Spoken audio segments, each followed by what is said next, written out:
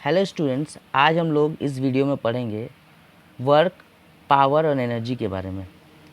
तो work equals to force into displacement होता है, work equals to F S cos theta होता है, और एनर्जी क्या होता है? Energy is defined as the capacity to do work, मतलब जितना एनर्जी है उतना हम लोग वर्क कर पाएंगे। इसलिए वर्क और एनर्जी का जो ऐसा यूनिट है जूल होता है, और 1 कैलोरी इक्वल्स टू 4.2 जूल्स होता है। ठीक है, अब हम लोग पावर के बारे में थोड़ा सा जान लेते हैं। Power is defined as the rate of doing work. ठीक है, और पावर का ऐसा यूनिट होता है वॉट। अब हम लोग पढ़ेंगे मैकेनिकल एडवांटेज क्या होता है। Mechanical advantage is the advantage that we get from the machine. Mechanical advantage is the ratio of load by effort, और even we can say it is the ratio of effort arm by load arm. Okay, अच्छा, उसके बाद हम लोग पढ़ेंगे एक relationship है, mechanical advantage equals to velocity ratio into efficiency. ठीक है, अगर एक मशीन का एफिशिएंसी 1 है या 100% है, इसका मतलब वो पूरा 100% इफिशियंट है। लेकिन कोई भी मशीन 100% इफिशियंट नहीं होता है। इसका रीज़न होता है कि मशीन के अंदर फ्रिक्शन होता है, हीट जनरेट होता है। ठीक है, एनर्जी लॉस इतना ज़्यादा होता है कि मशीन 80% इफिशियंट होता है मैक्स टू मैक्स। 100% होना पॉसिबल ही नहीं है। थियोरेटिकली हम लोग जो है वो सम्स कर सकते हैं, पर प्रैक्टिकली ये पॉसिबल ही नहीं है। ठीक है, तो ये थोड़ा मोड़ा हम लोग जानेंगे। और पुली क्या करता है? पुली, अगर दो चीज़ जानेंगे पुली के बारे में। एक होता है फिक्स्ड पुली, जो क्या करता है? Change the direction of the effort applied.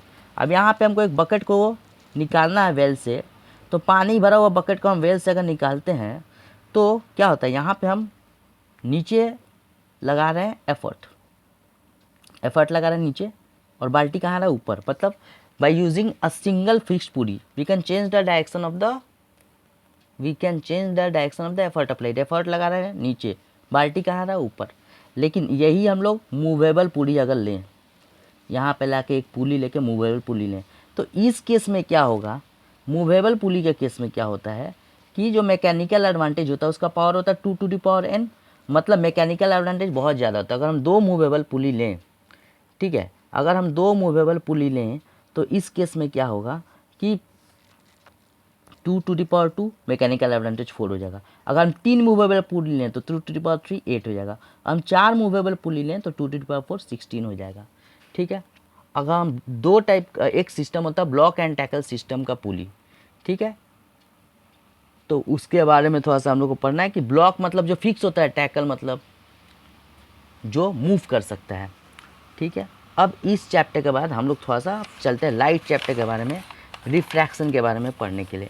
तो रिफ्रैक्शन जनरली होता क्या है? लाइट जब एक मीडियम में आता है, ठीक है, जब लाइट, जैसे ये लाइट है एयर में ट्रैवल कर रहा था, एयर या वैक्यूम ऑलमोस्ट एक ही मानते हैं हम। तो वैक्यूम में लाइट का स्पीड होता है 3 लाख किलोमीटर पर सेकेंड, और एयर में उसका स्पीड होता है 2,99,000 मीटर पर सेकेंड। थोड़ा सा कम हो जाता है, एयर बहुत कम डेंस है, पर वैक्यूम मतलब तो जीरो, एकदम कुछ है ही नहीं।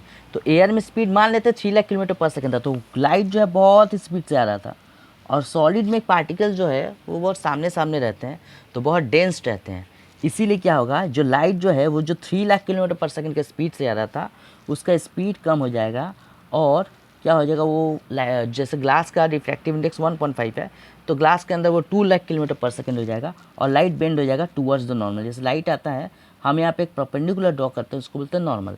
तो when light travels from a rarer medium to a denser medium, the light bends towards the normal, and this phenomena is called refraction of light.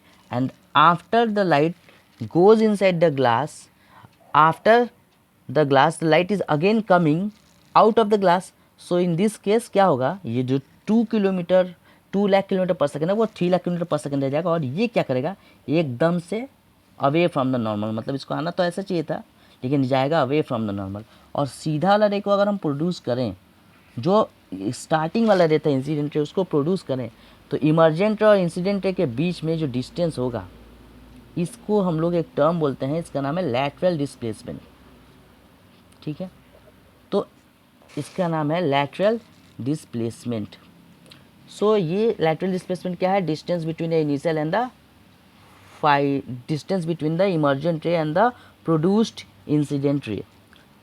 ठीक है, अब हम लोग को एक और बात जानना है, हम बस छोटा रिवीजन करा रहे हैं, ठीक है। और एक बात हम लोग को और जानना है कि अगर लाइट यहाँ पे क्या केस हुआ है, रेयर टू डेंसर गया तो टूवर्ड्स द नॉर्मल गया, क्या होगा अगर लाइट जो है वो डेंसर से रेयर जाएगा। अगर हमें ग्लास ले लें और ग्लास को क्या करें, ग्लास से जब पास होगा लाइट तो ये क्या हो गया, डेंसर मीडियम, और एयर हो गया रेयर मीडियम। रेयर मतलब हवा हल्का मीडियम जिसका डेंसिटी बहुत कम है, तो ये डेंसर से रेयर जाएगा तो इसको जाना चाहिए तो ऐसे, लेकिन जाएगा अवे फ्रॉम द नॉर्मल। तो इस केस में जो हो रहा है ना, ये भी रिफ्रैक्शन ही है। यहाँ पे जो एंगल ऑफ इंसिडेंस है वो कम है और रिफ्रैक्शन ज़्यादा, जबकि इस केस में पुराना वाला केस था, इसमें एंगल ऑफ इंसिडेंस ज़्यादा होगा और angle of refraction come, just opposite हो रहा है दोनों। अब जब रे ऑफ लाइट डेंसर से रेयर मीडियम में जाता है तो दो फेनोमिना जो है हम लोग को जानना है, एक क्रिटिकल एंगल और एक टोटल इंटरनल रिफ्लेक्शन। तो ये दोनों कब होता है, when light travels from denser to rare medium. So जब रेयर टू डेंसर जाएगा तो ये होगा ही नहीं। When a ray of light passes from a denser to a rarer medium,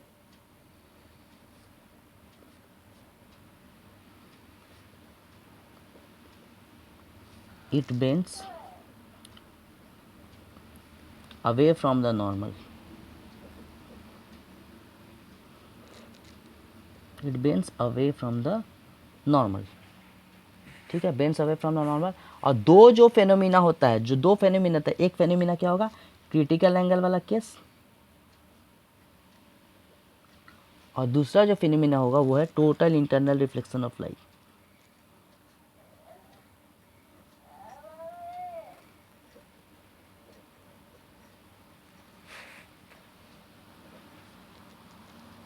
अब क्रिटिकल एंगल क्या होता है, क्रिटिकल एंगल होता क्या है वो हम लोग अब पढ़ेंगे कि जब लाइट रे डेंसर से रेयर मीडियम में आता है, सपोज हम यहाँ पे एक लाइट रे लिए, डेंसर से रेयर मीडियम में जब लाइट रे आएगा तो अगर हम ये एंगल देखें तो ये एंगल क्या होगा, अवे फ्रॉम द नॉर्मल जाएगा। इस एंगल को हम अगर फर्दर इंक्रीज करें कुछ ज़्यादा, सपोज ये 60 था, हम इसको कर दिए 70 डिग्री, तो ये रे जो है ना इसका यहाँ पे अगर आ जाए, पूरा इस इंटरफेस, एयर और ग्लास के इंटरफेस को टच करे, मतलब एंगल ऑफ रिफ्लेक्शन 90 डिग्री हो जाए, तो ये 70 डिग्री क्या हो जाएगा, क्रिटिकल एंगल। तब this 70 degree will then be called critical angle for glass, ठीक है। और क्या होगा अगर ये 70 डिग्री से ज़्यादा हो जाए, सपोज हम एक एग्जाम्पल दिखाते हैं, ये नॉर्मल है, अब ये चला गया 70 से ज़्यादा 80 डिग्री में, तो 80 डिग्री में जाएगा तो रे जैसे यार वैसे ही वापस आ जाएगा 80 डिग्री में, तो इसको बोलते हैं total internal reflection of light. तो what are the condition necessary for total internal reflection of light, पहले तो angle of incidence should be greater than the critical angle, critical angle से बड़ा होना चाहिए, और दूसरा जो है वो ये होना चाहिए कि लाइट पास करेगा कहाँ से, डेंसर से रेयर मीडियम, रेयर से डेंसर में ये दोनों होगा ही नहीं, ठीक है। क्या नहीं होगा, टोटल इंटरनल रिफ्लेक्शन भी नहीं होगा और क्रिटिकल एंगल भी नहीं होगा। तो ये है total internal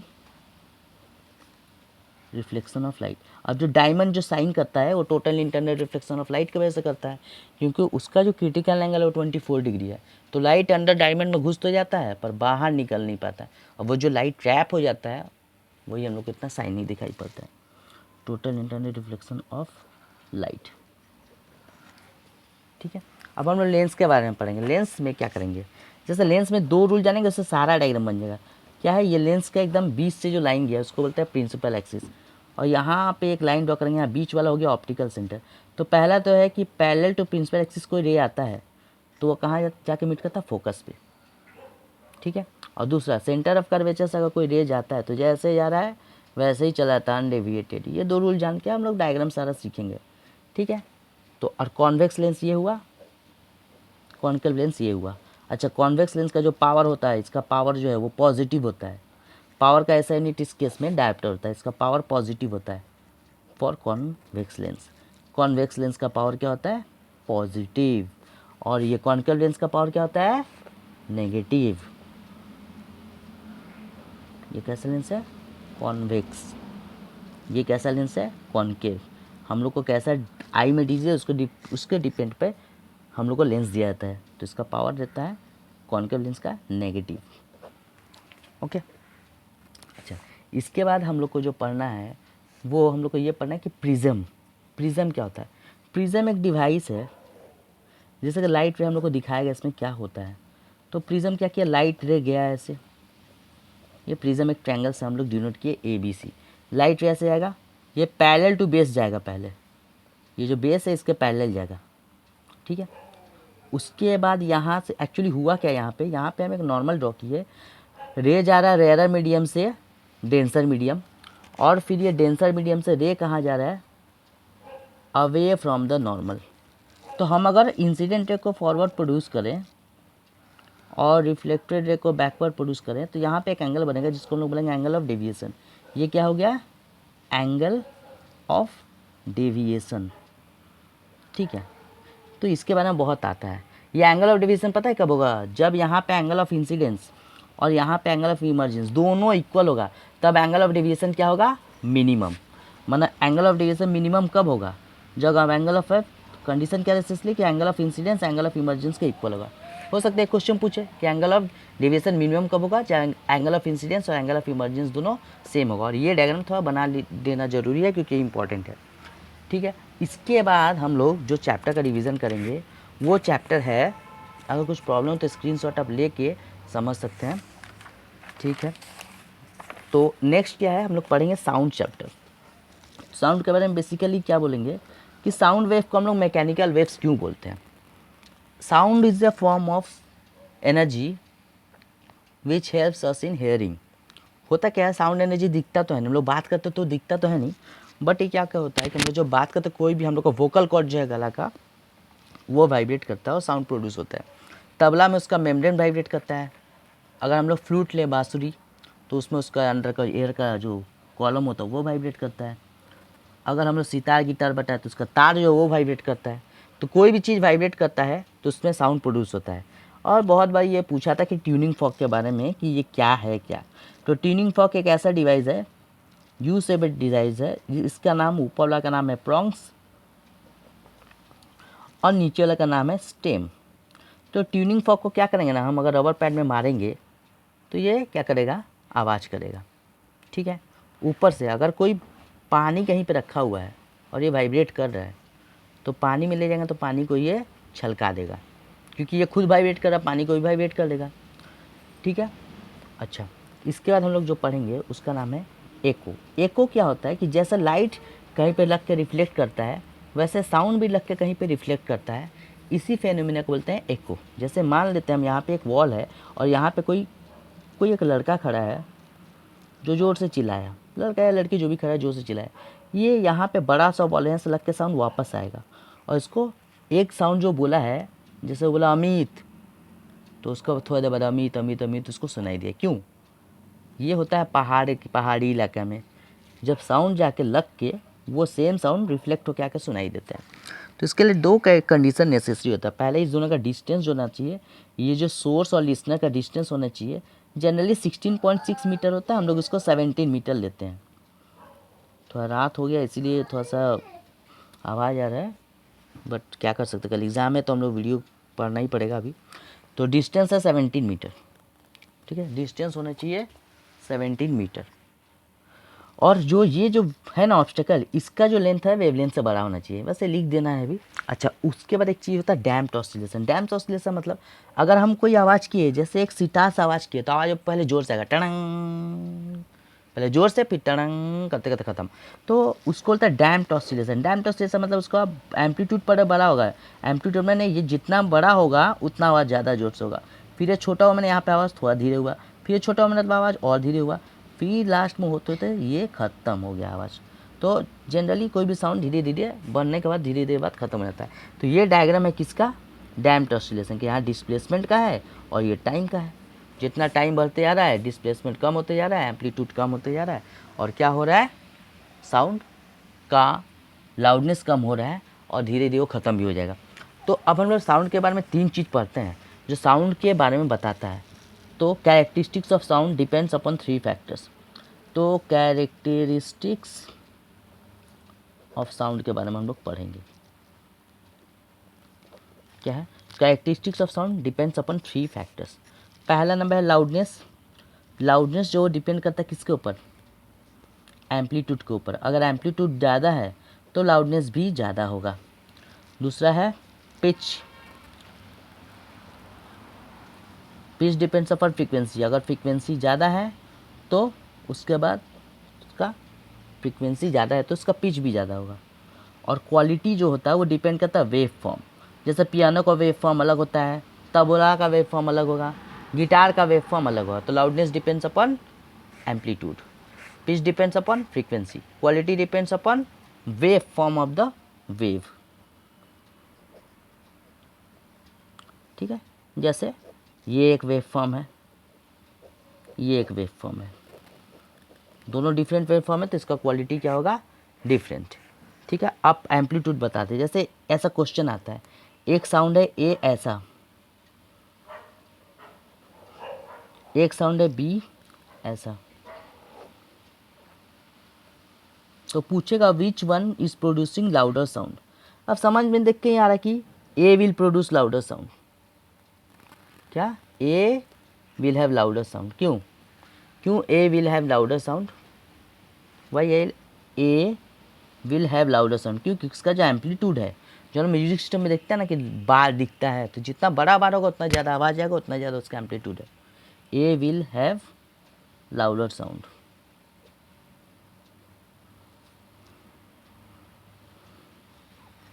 okay, A will have louder sound. अच्छा, उसके बाद हम लोग पढ़ेंगे कि फ्रीक्वेंसी क्या होता है। फ्रीक्वेंसी के बाद, frequency depends upon pitch. Frequency होता क्या है, the number of time a particle vibrates in 1 second. एक सेकंड में कोई पार्टिकल कितना बार वाइब्रेट कर लेता है, वही होता है उसका फ्रीक्वेंसी। जैसे हम लोग ऐसे ही, उंगली है ये उंगली एक बार में इधर गया, फिर इधर आया, फिर इधर जाके इधर आया, तो एक ऑसिलेशन हुआ। अब ये मेरा 2 सेकंड लगा, यही हम सच जल्दी जल्दी करें तो हो सकता है मेरा ऑसिलेशन अभी 3 हो रहा है। तो जितना फास्ट कोई बॉडी ऑसिलेट करे 1 सेकंड में, that is called its frequency, and frequency of a body depends upon pitch. अब एक क्वेश्चन आता है कि why the voice of women is shriller than that of a man. तो voice of women is shriller than that of a man because the vocal cord of women is far better, नहीं, the vocal cord of women is smaller than that of man. अब जो body जितना smaller होगा उतना उसका frequency ज़्यादा होगा, और जो बॉडी जितना बड़ा होगा उसका फ्रीक्वेंसी कम होगा। अब हम लोग का मेल का क्या होता है ना कि वोकल कॉर्ड बड़ा होता है तो हम लोग का फ्रीक्वेंसी कम होता है, इसलिए हम लोग का आवाज़ जो है वो सुरीला नहीं होता है। बट वुमेन का जो वोकल कॉर्ड होता है वो छोटा होता है, इसलिए उसका आवाज़ सुरीला होता है। इवन जो लोग बच्चे होते हैं उनका भी आवाज़ इतना क्यूट, इतना स्वीट क्यों आता है? क्योंकि उनका वोकल कॉर्ड छोटा होता है, तो लोग कुछ भी बोलते हैं तो सुनने में अच्छा लगता है। ओके, तो frequency of sound is the number of time a particle vibrates in 1 second.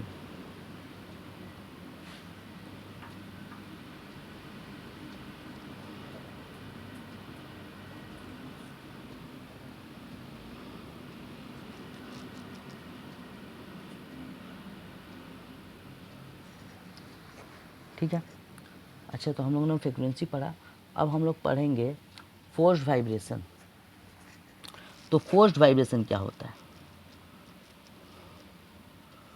क्या होता है ये फोर्स्ड वाइब्रेशन, ये हम लोग पढ़ेंगे। फोर्स्ड वाइब्रेशन में होता क्या है कि मान लेते हैं कि एक जैसे कोई झूला झूलता है, तो झूला कैसे झूलता है, हम लोग को एक फोर्स देना पड़ता है तब तो वाइब्रेट करता है।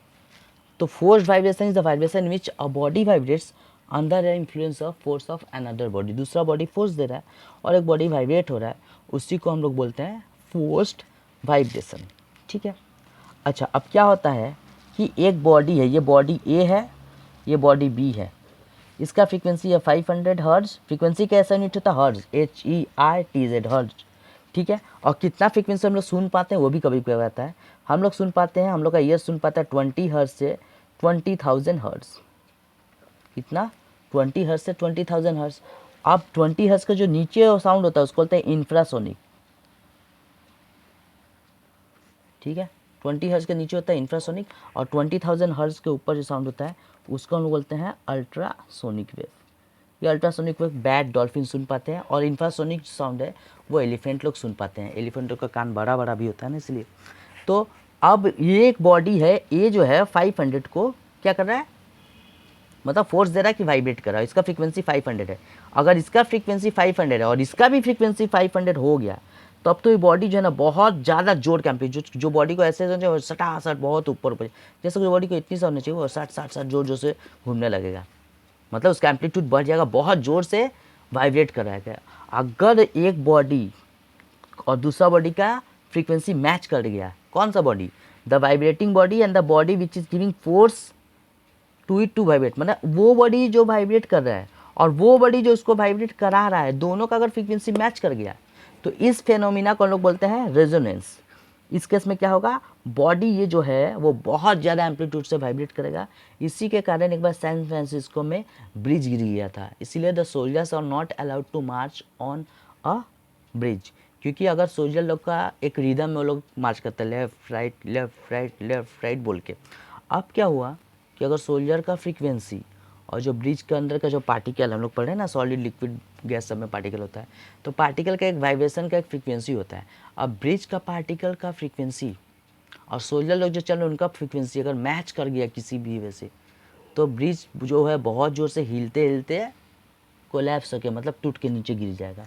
तो इस फेनोमेना को बोलते हैं resonance. In resonance what happens, so in case of resonance the frequency of the forced vibration and the body which is vibrating vibrates, मतलब जो बॉडी वाइब्रेट कर रहा है और जो बॉडी उसको धक्का दे रहा है वाइब्रेट करने के लिए, दोनों का फ्रीक्वेंसी मैच कर गया, तो ये रेजोनेंस होता है। ये हो सकता है कभी कभी हम लोग झूला झूला रहे हैं किसी को, और कभी कभी होता है हम लोग उसको हल्का भी धक्का दिया तो बहुत ऊंचा चला गया, उस समय रेजोनेंस होता है। वो जो झूला का नेचुरल फ्रीक्वेंसी है उससे हम मैच कर जाएंगे। अगर ये 500 है, ये 700 हो, 1000 हो, 200 हो, 400 हो, कोई फर्क नहीं पड़ता, एकदम एग्जैक्ट 500 होना चाहिए, ना उससे कम ना उससे ज़्यादा, तब रेजोनेंस विल टेक प्लेस।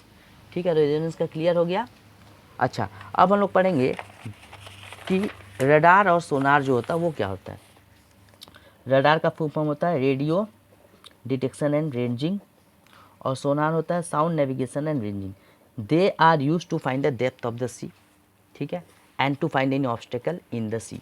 अब क्या होता है, एक साउंड वेव है जो पानी में 1500 मीटर पर सेकंड का स्पीड से आ रहा है, ये न्यूमेरिकल है, और वो जा के वापस आया है, 4 सेकेंड्स में।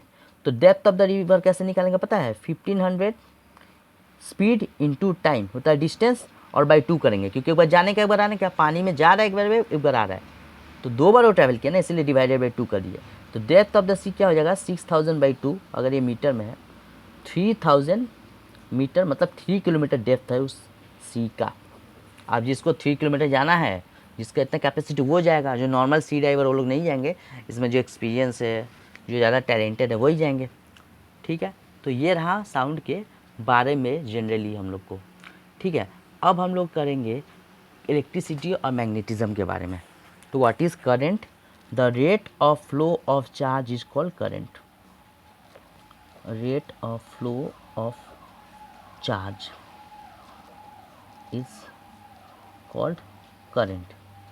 Rate of flow of charge is called current. मतलब होता क्या ना, चार्ज क्या, तो इलेक्ट्रॉन फ्लो करता है, जैसे ये इलेक्ट्रॉन है ये फ्लो करने लगा, इलेक्ट्रॉन अगर फ्लो करने लगा तो चार्ज हो गया। मेटल गुड कंडक्टर क्यों होता है, क्योंकि उसके अंदर फ्री इलेक्ट्रॉन्स होता है, और जब हम लोग पोटेंशियल डिफरेंस अप्लाई करते हैं तो वो इलेक्ट्रॉन फ्लो करता है। अगर इलेक्ट्रॉन फ्लो किया तो इलेक्ट्रिक करंट फॉर्म होगा, अगर इलेक्ट्रॉन रुका हुआ है तो इलेक्ट्रिक करंट नहीं फॉर्म होगा। हाँ, बिना इलेक्ट्रॉन को फ्लो के भी इलेक्ट्रिसिटी बनता है, उसको बोलते हैं स्टैटिक इलेक्ट्रिसिटी। जो कि बिजली बनता तो होता है, जो कि हम लोग एक कॉम को अपने हेयर में, बहुत बार क्लास में स्टूडेंट करते हैं, कॉम को हेयर में रब करके टाइनी बिट्स ऑफ पेपर के पास लाते हैं, तो वो उसको अट्रैक्ट कर लेते हैं। ठीक है, तो rate of flow of charge is called current. ठीक है, अच्छा उसके बाद क्या होता है कि करंट का rate of flow of charge is called current.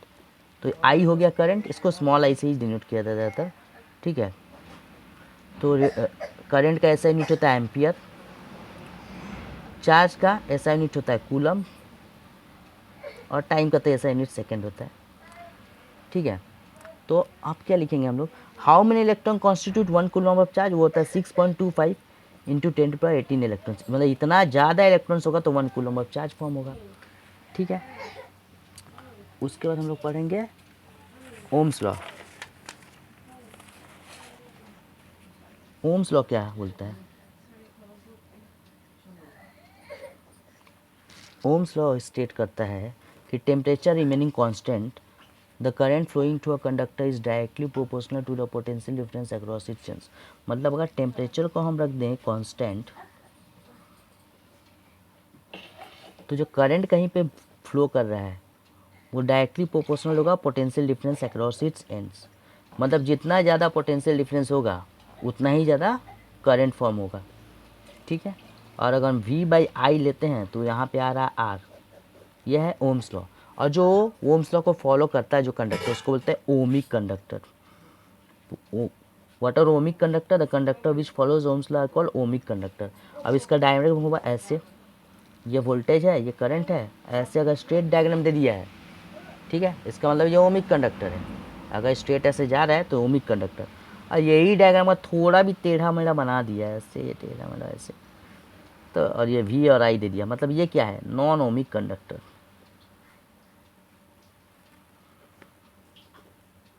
ठीक है, ये हो गया नॉन ओमिक कंडक्टर। ऐसे थोड़ा भी टेढ़ा बन गया तो ठीक है,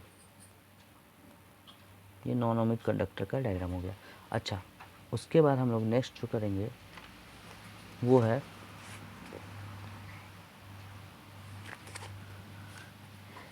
कि जो हम लोग इलेक्ट्रोमैग्नेटिज्म तो बनाए हुए हैं, इलेक्ट्रोमैग्नेटिज्म कैसे हम लोग इलेक्ट्रिसिटी से मैग्नेट बना सकते हैं तो हम लोग ऑलरेडी पढ़े। एक हम नेल ले लें, ठीक है, और इस नेल में हम कॉपर, इंसुलेटेड कॉपर वायर को वाइंड करके और इसको लेकर एक बैटरी से कनेक्ट कर दें तो ये एक इलेक्ट्रोमैग्नेट बन जाएगा। तो इससे हमको ये पता था, अब यहाँ पे लाएंगे तो स्मॉल पिंस इसको अट्रैक्ट करेगा।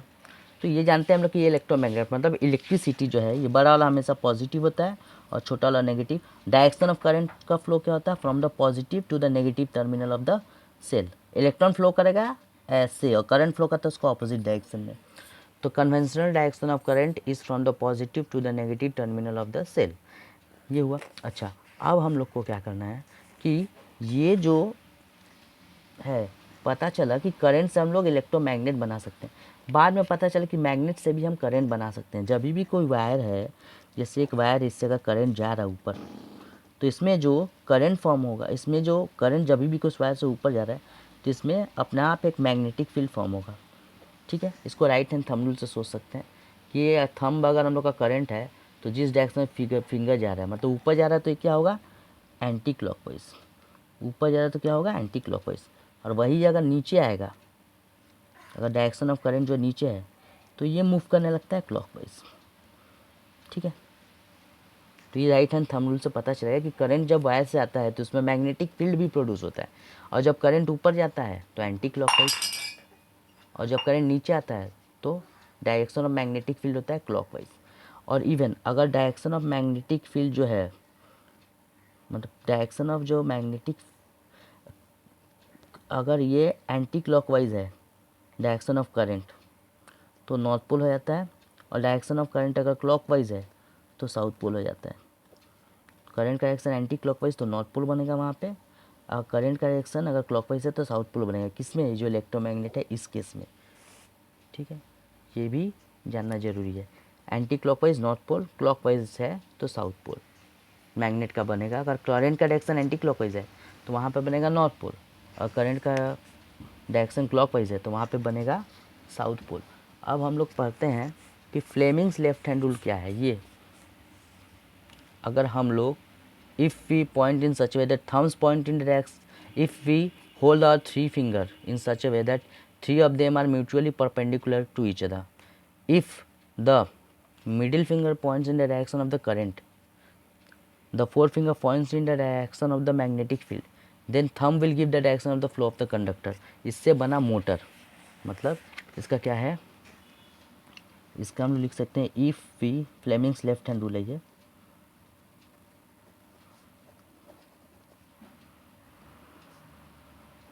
क्या ये कि if we hold our four finger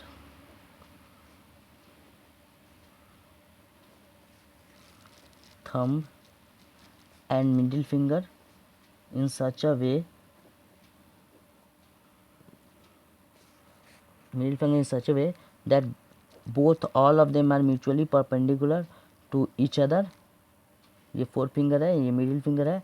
then the thumb will give the direction of the motion of the conductor. Conductor thumb will give direction of motion of the conductor. इससे क्या बना, Fleming's left hand rule से क्या बना, motor. और motor हमें पता है जो भी चीज़ घूमता है, जैसे पंखा हो गया, मिक्सर ग्राइंडर हो गया, ये सब में मोटर लगा रहता है. और Fleming's right hand rule just opposite है कि अगर हम ये मैग्नेटिक फील्ड है, ये मोशन है, तो ये डायरेक्शन ऑफ करंट हो जाएगा.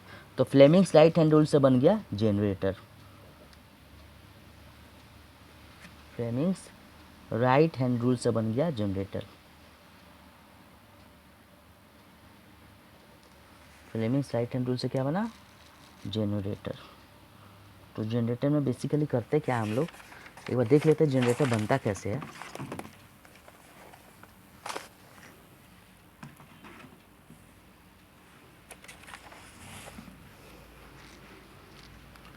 तो जनरेटर बनाने के लिए हम लोग को पहले दो मैग्नेट लेना पड़ता है. और मैग्नेट को क्या कहते हैं ना, थोड़ा कॉन्केव बनाते हैं ताकि मैग्नेटिक फील्ड रेडियल हो, मतलब स्ट्रेट आए. यहाँ पे एक हम लोग ले लेंगे कॉइल, और यहाँ पे एक लगा देंगे हम लोग पंखा टाइप का मोटर.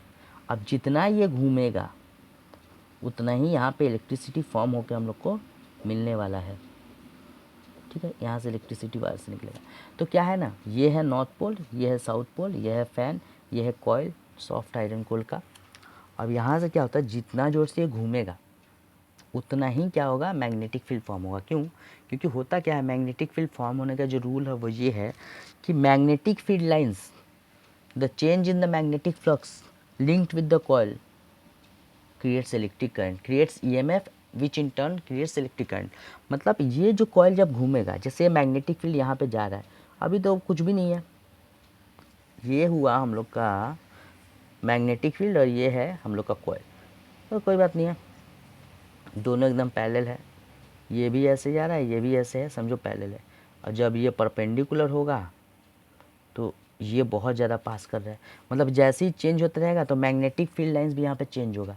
बस इतना नहीं कि जब मैग्नेटिक फील्ड लाइंस चेंज होगा, मैग्नेटिक फील्ड लाइंस कब होता है, maximum change in magnetic field lines. यहाँ पे मैक्सिमम करंट कब होगा, जब ये परपेंडिकुलर होगा. मतलब जब परपेंडिकुलर हो तो फोर्स बहुत ज़्यादा यहाँ लगेगा. इसका मतलब कि जब यहाँ पे बहुत ज़्यादा फोर्स लगेगा तो ये, जब मैग्नेटिक फील्ड का और करंट का डायरेक्शन परपेंडिकुलर होगा तो सबसे ज़्यादा फोर्स लगेगा और ये बहुत ज़ोर से घूमेगा. और जब मैग्नेटिक फील्ड का लाइंस और करंट का लाइन पैरेलल होगा तब मिनिमम फोर्स लगेगा, लेकिन फिर भी वो घूम क्यों जाता है, इनर्शिया ऑफ मोशन के कारण से.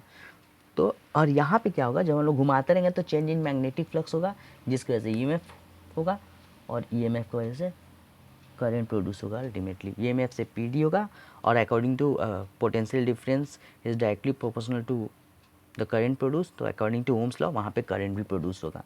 तो ये डायग्राम हम दिखा सकते हैं. ठीक है, उसके बाद फिर हम लोग पढ़ेंगे कि जो हम लोग का जो सर्किट का कॉम्बिनेशन है ना, कॉम्बिनेशन जो होता है सेल का, वो कितना टाइप का होता है. तो कॉम्बिनेशन ऑफ सेल जनरली दो टाइप का होता है. एक होता है सीरीज़ कॉम्बिनेशन और एक होता है हम लोग का पैरेलल कॉम्बिनेशन. तो ये ऐसा दिखता है, सीरीज़ कॉम्बिनेशन में ऐसे होगा, ये डिवाइस है, यहाँ पे रेजिस्टेंस है, ठीक है, और यहाँ से आया, यहाँ पे एक बल्ब है, और यहाँ से आके सेल लगा दिया. ये हो गया सीरीज़ कॉम्बिनेशन. और पैरेलल कॉम्बिनेशन क्या होगा, यहाँ से एक ऐसे है, ठीक है, फिर यहाँ से जाके यहाँ से एक ऐसे है, फिर यहाँ से आके यहाँ से कैसे है, फिर यहाँ से आके यहाँ से कैसे है, ठीक है, और फिर यहाँ से आके यहाँ पे सेल लग गया. तो ये पैरेलल कॉम्बिनेशन ऐसा होता है, सीरीज ऐसा होता है. विच वन इज़ बेटर, तो this one is better, parallel combination is better. ऐसा क्यों, क्योंकि इसमें रेजिस्टेंस बहुत कम हो जाता है. इसमें बहुत कम, जैसे इसमें रेजिस्टेंस 50 है तो हो सकता है इसमें रेजिस्टेंस 5 हो जाए. मतलब जो भी रेजिस्टेंस है, जैसे मान लेते हैं यहाँ पे 10, 5, 4, 3, 8 है, और यहाँ 10, 5, 4, 3 एक और लगा देते 8 वाला, 8 वाला. तो इसमें सबसे जो बड़ा है 10, उससे भी बड़ा रेजिस्टेंस आएगा. और इसमें सबसे छोटा जो है क्या है, ये लगाते 3, ये 3 वाला ही सबसे छोटा है ना, ये इससे भी छोटा, इसका इक्विवेलेंट रेजिस्टेंस आएगा. तो इसमें रेजिस्टेंस कम होगा तो सबको पोटेंशियल डिफरेंस सेम मिलेगा. और पोटेंशियल डिफरेंस सेम मिलने की वजह से क्या हो जाएगा, पोटेंशियल डिफरेंस अगर सेम मिल रहा है तो इससे फ़ायदा ये होगा कि सब बल्ब जो है इक्वली उसको पोटेंशियल डिफरेंस मिलेगा, इक्वली ब्राइटली जलेगा। लेकिन यहाँ पे प्लस जो है ना सबको रेजिस्टेंस कम मिलेगा और यहाँ पे ब्राइटनेस कम होगा। दूसरी बात, इस केस में अगर एक डिवाइस ख़राब होता है, सपोज़ हम कहीं पे शादी में 1000-10 लाख बल्ब लगाएं, तो एक बल्ब ख़राब तो सब ख़राब हो जाएगा। फिर इंडिविजुअली सबको चेक करो कौन सा ख़राब है, बहुत टाइम कंज्यूमिंग, बहुत टाइम लगेगा। हाँ, और इस केस में क्या है, अगर एक बल्ब ख़राब होता है तो बाकी बल्ब जलते रहेगा। If one bulb goes out of order, then the other bulbs continue to work. Okay? तो parallel combination is far better than series combination. जिसको पैरेलल का पता, कोई सीरीज कभी लगाएंगे ही नहीं। ठीक है। अच्छा, उसके बाद हम लोग वायरिंग सिस्टम के बारे में जानते हैं। हम लोग घर में जो है वो 3 वायर आता है। एक आता है लाइव वायर जो कि जनरली रेड या ब्राउन कलर का होता है, इससे करंट आता है। और एक होता है न्यूट्रल वायर जिससे कि करंट जाता है, जो कि जनरली ब्लैक कलर का होता है। और एक होता है अर्थिंग वायर जो कि यहाँ पे लगाया जाता है, जो कि green, earthing wire green colour का होता है। तो क्या होता है ना कि अगर कोई मेटेलिक अप्लायंस है, इसमें करंट आ रहा है जा रहा है, और मेटेलिक अप्लायंस में बाई मिस्टेक उसका कोई तार का इंसुलेशन कट गया, जो प्लास्टिक का कवरिंग में हट गया, तो उसका जो मेटेलिक बॉडी में करंट आ जाएगा, तो कोई बच्चा या कोई भी उसको छुए तो उसको करंट लगेगा। अगर अर्थिंग लगाया हुआ है तो वो क्या करेगा, अर्थ में जाता है, और अर्थ में क्या होता है, ये जाके earth is a huge reserve of charge, सारा उसका चार्ज अर्थ में जाता है और कोई चार्ज बचता ही नहीं, तो जो उसको छुएगा उसको कुछ भी नहीं होगा। ठीक है। एक हम लोग सेफ्टी डिवाइस के बारे में पढ़ेंगे जिसका नाम है फ्यूज़। What is fuse? तो fuse is an alloy of lead and tin. ठीक है।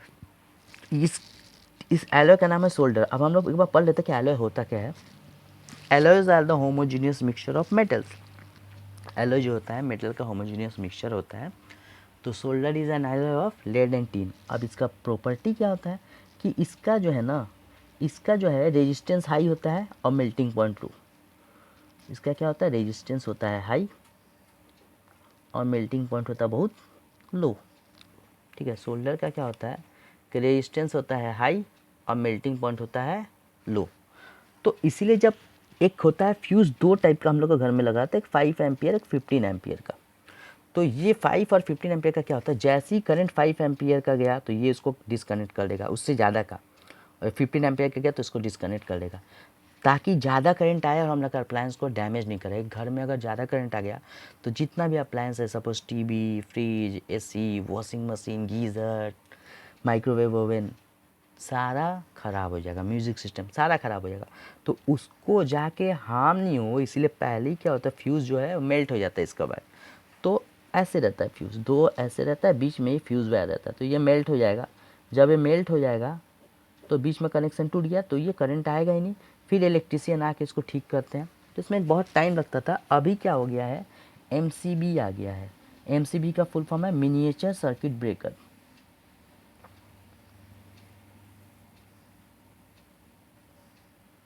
ठीक है। मिनिएचर सर्किट ब्रेकर क्या करता है कि अपने आप ही जब ज़्यादा करंट आता है तो ऑफ हो जाता है, और फिर हम जाके उसको ऑन कर देंगे जब वो नॉर्मल करंट वहाँ से, एक्सेसिव करंट से नॉर्मल करंट वहाँ पर फ्लो करने लगेगा। ठीक है। तो ये क्लियर हो गया मिनिएचर सर्किट ब्रेकर के बारे में हम लोग का। अब हम लोग जो चैप्टर पढ़ेंगे उसका नाम है हीट। तो what is heat? Heat is a form of energy whose absorption makes a body hot and extraction makes a body cold. ठीक है। यहाँ पे एक लाइन खींचते हैं कि heat is a form of energy whose absorption makes a body hot and extraction makes a body cold. ऐसा heat energy जिसको कोई बॉडी एब्जॉर्ब कर लिया, जैसे पेन हीट को एब्जॉर्ब कर लिया, पेन गर्म हो जाएगा। ठीक है। अगर ये बॉडी, जैसे हम लोग चाय गर्म करते हैं, उसमें हीट एनर्जी देते तो चाय गर्म, और फिर चाय को जब हम लोग वापस नीचे रखते हैं तो वहाँ से हीट एनर्जी निकल जाता है, वो चाय क्या होता है, ठंडा, क्योंकि वहाँ से हीट एनर्जी निकल गया। तो heat is a form of energy whose absorption makes a body hot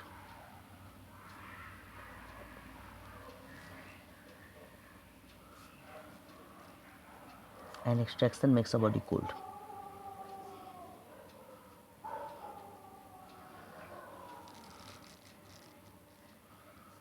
ठीक है। अब हीट का ऐसा यूनिट होता है जूल। अब क्या होता है, heat is the cause and temperature is its effect. आप जितना ज़्यादा हीट देंगे उतना बॉडी में टेम्परेचर बढ़ेगा। टेम्परेचर होता क्या है कि बॉडी के अंदर काइनेटिक एनर्जी है, अगर काइनेटिक एनर्जी बढ़ेगा मतलब टेम्परेचर बढ़ रहा है, मतलब temperature is directly proportional to kinetic energy. ठीक है, अब हीट के बाद हम लोग का एक टॉपिक बहुत इंपॉर्टेंट है जानना, वो टॉपिक का नाम है कैलोरी। तो व्हाट इज़ कैलोरी, कैलोरी के बारे में यहाँ पढ़ते हैं।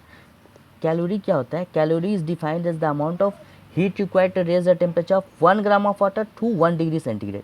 हम 1 ग्राम पानी को लिए और उसका टेम्परेचर सपोज रूम टेम्परेचर है 25 डिग्री, उसको 26 डिग्री तक हीट किए, तो जो हीट हम उसको सप्लाई किए दैट इज़ कॉल्ड 1 कैलोरी। हाँ, लेकिन बाद में पता चला कि जब हम वाटर को हीट करेंगे तो थोड़ा मतलब कि यूनिफॉर्मली नहीं हीट होता है, तो बाद में पता चला कि 1 ग्राम ऑफ वाटर को हम लोग 14.5 से 15.5 डिग्री सेंटीग्रेड तक जब हीट करेंगे तो उसमें जो हीट लगता है that is called 1 calorie of heat. 1 calorie equals to 4.2 joules. ये रिलेशन कभी कभी आता है एक मार्क्स का, 1 कैलोरी इक्वल्स टू 4.2 जूल्स।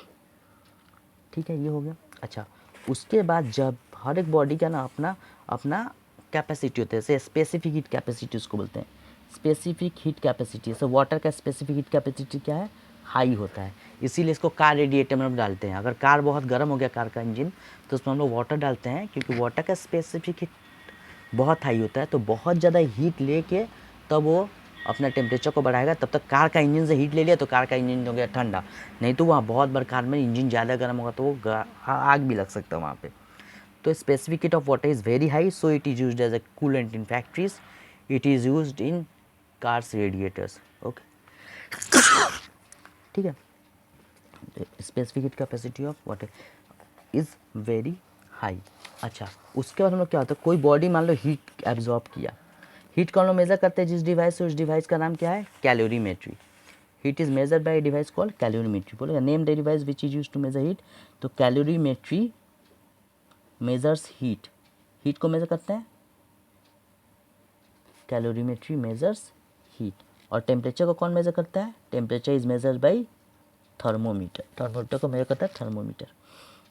ठीक है, अब थर्मोमीटर में क्या होता है, सेंटीग्रेड और फ़ारेनहाइट को कन्वर्ट करने का एक फॉर्मूला होता है, C/5 इक्वल्स टू F-32/9। ठीक है, और एक और स्केल होता है केल्विन। ठीक है, अच्छा, उसके बाद हम लोग ये पढ़ेंगे कि जब कोई बॉडी हीट एब्जॉर्ब करता है, स्पेसिफिक हीट कैपेसिटी एक बॉडी का जो होता है उसका फॉर्म निकालने का फॉर्मूला होता है Q इक्वल्स टू mc∆T। मतलब हीट इससे न्यूमेरिकल बनेगा, heat absorb by a body is equals to mass of the body, ये C मतलब specific heat capacity of the body,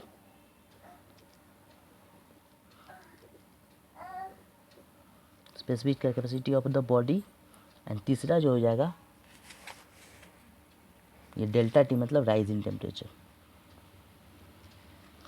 ठीक है, ठीक है, तो थोड़ा सा प्रॉब्लम हो रहा है वीडियो बनाने में तो ये, लेकिन रात है कल एग्ज़ाम है तो अच्छा से थोड़ा पढ़ाई करना ज़रूरी है। तो राइज इन टेम्परेचर है delta T, Q equals to mc∆T।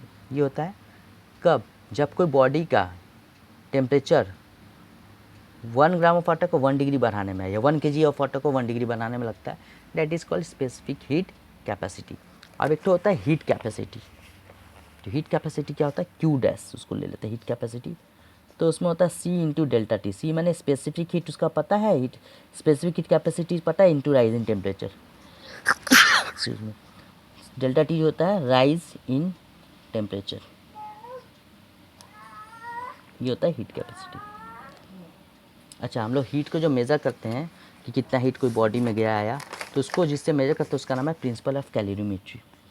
ठीक है, by the principle of calorimetry we can measure heat. अच्छा, चलो हम एक और टॉपिक पढ़ते हैं, नया एक और चैप्टर जिसका नाम है radio activity.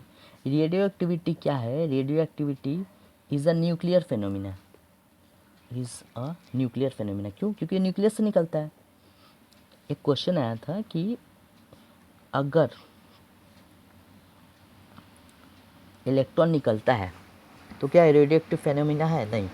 Radio active phenomena में क्या होता है कि स्पॉन्टेनियसली न्यूक्लियस से अल्फ़ा बीटा गामा निकलता है, अल्फ़ा बीटा गामा रेज निकलता है। अल्फ़ा जो होता है वो होता है पॉजिटिवली चार्ज्ड बीटा जो होता है वो होता है नेगेटिवली चार्ज्ड, और गामा जो होता है वो होता है न्यूट्रल। अब ये किससे निकलता है, माने कोई एटम, कोई एलिमेंट अगर रेडियो एक्टिव है उसके लिए क्या क्या क्राइटेरिया होना चाहिए। कोई एटम अगर रेडियो एक्टिव है तो उसके लिए होना चाहिए कि उसका एटॉमिक नंबर जो है वो ग्रेटर देन 82 हो, और उसका न्यूट्रॉन प्रोटॉन का जो रेशियो है मस्ट बी ग्रेटर देन 1.5। मतलब जिसका न्यूट्रॉन जो है थोड़ा सा भारी है, ठीक है, तो भारी होगा तो अनस्टेबल होके वहाँ से अल्फ़ा बीटा गामा रेज निकलता है, ठीक है।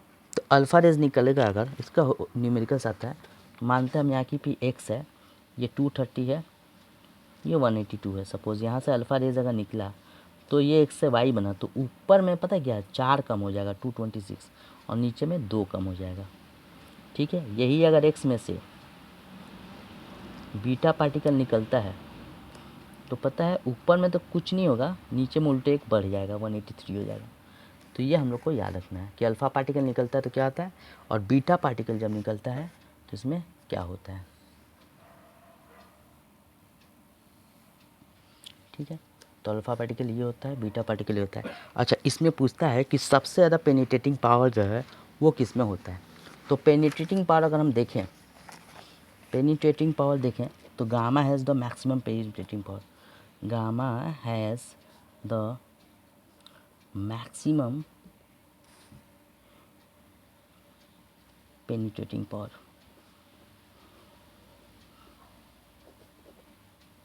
ठीक है। तो अगर हम एक यहाँ पे रखें, ठीक है, तो यहाँ पे अल्फ़ा वाला पार्टिकल है, यहाँ पे नेगेटिव है, वहाँ पे चला जाएगा। ये बीटा वाला पार्टिकल है वो चला जाएगा पॉजिटिव पार्ट के पास, और गामा जो है तो चार्ज होता है नहीं तो डिविएट करके स्ट्रेट जाता है। तो सबसे ज़्यादा पेनिट्रेटिंग पावर गामा का ही होता है, यही सबसे ज़्यादा पेनिट्रेट करता है, ठीक है। एक और चीज़ है इसमें, बैकबोन रेडिएशन। बहुत सारा रेडिएशन ऐसा है जो हम लोग के अगल बगल में लगते रहता है हम लोग को, पर उसका मतलब कि इंटेंसिटी इतना है नहीं कि हम लोग को बॉडी कुछ हार्म करे। पर ये गामा रेज अगर होता है ना, ये सब एटम बॉम्ब में यूज़ होता है, तो ये गामा रेज जो है it is very extremely harmful, ठीक है, क्योंकि इसका पेनिट्रेटिंग पावर बहुत ही ज़्यादा है, ठीक है। तो ये सब रेस से बचना चाहिए हम लोग को। जैसे कि एक एलिमेंट है यूरेनियम, रेडियो एक्टिव है, थोरियम, पोलिनियम, ये सब रेडियो एक्टिव है। तो रेडियो एक्टिविटी ख़त्म होने के संग संग हम लोग का बहुत सारा पार्ट ख़त्म हो गया। अब बस थोड़ा सा पार्ट हम वापस से बता देते हैं, जैसे फोर्स, वर्क, पावर, एनर्जी का। फोर्स का फॉर्मूला एक बता देते हैं हम। फोर्स इक्वल्स टू होता है mass into acceleration, acceleration, force equals to mass into acceleration. Force का ऐसा यूनिट है न्यूटन, मास का ऐसा यूनिट है क्यूरी, और एक्सेलरेशन का ऐसा यूनिट है मीटर पर सेकंड स्क्वायर, ठीक है। उसके बाद फिर हम लोग ये देखते हैं कि वर्क इक्वल्स टू क्या होता है, एफ एस कॉस थीटा, ठीक है। एफ होता है फोर्स, एस होता है डिस्प्लेसमेंट, और कॉस थीटा जो है इसका डिफरेंट वैल्यूज़ होता है ट्रिग्नोमेट्री से, जो हम लोग को याद करना पड़ेगा, ठीक है। जैसे कि इसका कॉस का 0 डिग्री का होता है 1, कॉस 30 डिग्री का होता है √3/2, कॉस 45 डिग्री का होता है 1/√2, कॉस 60 डिग्री का वैल्यू होता है हाफ, और कॉस 90 डिग्री का वैल्यू होता है 0। तो अगर कॉस 90 डिग्री है, परपेंडिकुलर है फोर्स और डिस्प्लेसमेंट का डायरेक्शन, तो work done will be 0 in that case. Even there is force and displacement, the work done will be 0, ठीक है। और energy, energy the capacity to do work, ठीक है, ठीक है। और एनर्जी कैसा फॉर्म है, विच इज़ इंटरचेंजेबल। हर एक डिवाइस में जैसे इलेक्ट्रिक एनर्जी है बहुत ज़्यादा आराम से उसको हम कन्वर्ट कर सकते हैं। लाइट में हम लोग इलेक्ट्रिसिटी को लाइट एनर्जी में कन्वर्ट कर लेते हैं, फ़ैन में मैकेनिकल एनर्जी में कन्वर्ट कर लेते हैं, हीटर में हम लोग हीट एनर्जी में कर लेते हैं, आयरन में भी हीट एनर्जी में कर लेते हैं, म्यूज़िक सिस्टम में इलेक्ट्रिक एनर्जी को हम साउंड एनर्जी में कन्वर्ट कर लेते हैं। तो एनर्जी को हम लोग कन्वर्ट कर सकते हैं, एनर्जी इज़ इंटर कन्वर्टिबल। एक और एग्जांपल है, जैसे हम लोग कोई बॉडी है यहाँ पे ज़मीन पे, ये जो अर्थ पे लाई करे, इसको हम जब ऊपर लेके गए, यहाँ पे लेके आए, तो हम कुछ वर्क किए, मेरा वर्क की वजह से ये वर्क एनर्जी में स्टोर हो गया, ये हो गया पोटेंशियल एनर्जी। अब इसका मैक्सिमम पोटेंशियल एनर्जी है, सपोज ये मैक्सिमम हाइट है, तो जब ये नीचे गिरेगा तो इसका पोटेंशियल एनर्जी हो जाएगा लेस, और काइनेटिक एनर्जी क्या होगा, धीरे धीरे बढ़ जाएगा। और जब अर्थ पे आके लगेगा तो साउंड एनर्जी में, हीट एनर्जी में, थोड़ा मोड़ा दूसरे टाइप का एनर्जी में कन्वर्ट हो जाएगा। मतलब law of conservation of energy भी अप्लाई होता है। Law of conservation of energy क्या बताता है कि energy can neither be created not be destroyed, it can only be changed from one form to another form. ठीक है, तो ये था हमारा जो आज का है वो थोड़ा सा रिवीजन। आप एग्ज़ाम में जाने का पहले ही देखिए तो कुछ पार्ट इसमें से आ सकते हैं, हेल्पफुल हो सकता है ये। I hope you will be helpful from this video. Thanks for watching this video.